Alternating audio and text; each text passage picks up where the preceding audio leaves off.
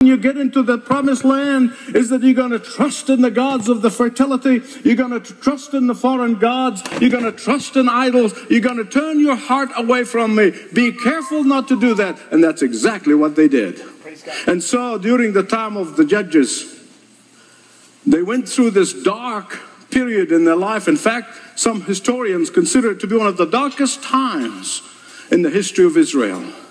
The Bible said everybody was doing what is right in their own eye.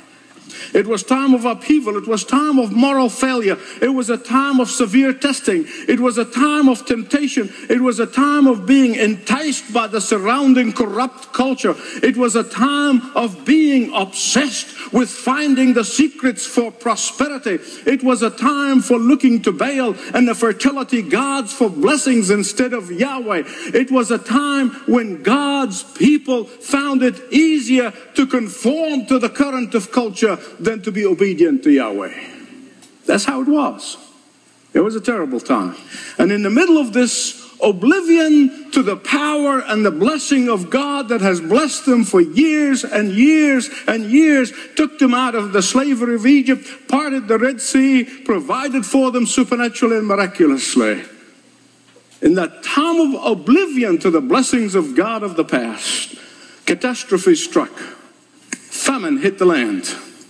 And so a man by the name of Elimelech, he had a wife by the name of Naomi, and he had two sons by the name of Mahlon and Chilion. So that family of four moved into the land of Moab, south of Bethlehem. They were living in Bethlehem of Judea, where Jesus was born. And that trip was merely 40 miles in distance. But beloved, listen to me. It was 1,000,000 miles away morally. It was 1,000,000 miles away spiritually. It may only be 50 miles from Jerusalem, but they have gone as far as they could. And this good family left the promised land and went to the land of the enemy. This family went from the land of Jehovah to the land of Baal. They went from the land of fellowshipping with the believers to the land of fellowshipping with pagans. In fact, they went to Moab to escape death. They went to escape famine because they thought this is the way to get out there, at least temporarily, in order to survive. But 3 of the 4 died in Moab. Elimelech family settled in the land of Moab. The 2 boys married 2 local girls, Baal worshippers. And the short stay to escape the famine turned into 10 years. Now, beloved, I want you to listen to me very carefully. I want you to hear me right. Be careful.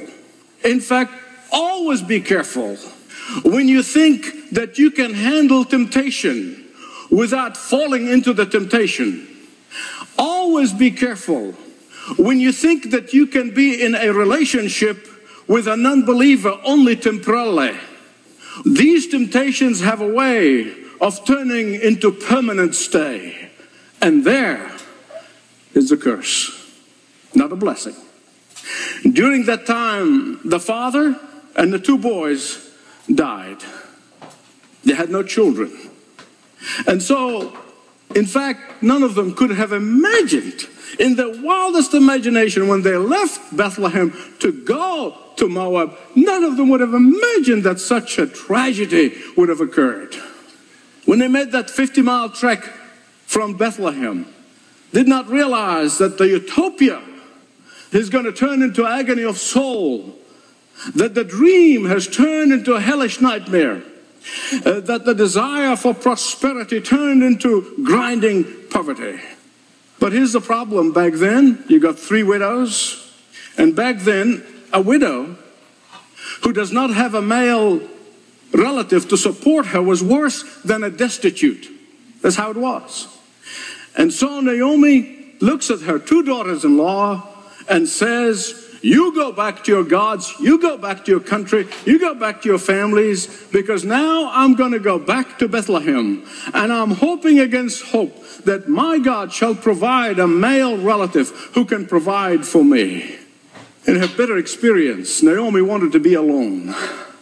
Sometimes when we experience bitterness in life, we feel we want to be alone. We don't want to talk to anybody. And yet that's the wrong time to be alone. In her generosity, though, she wanted her daughters-in-law to go back and experience some happiness in life, have maybe remarry and have children, experience some sort of joy after this sorrow.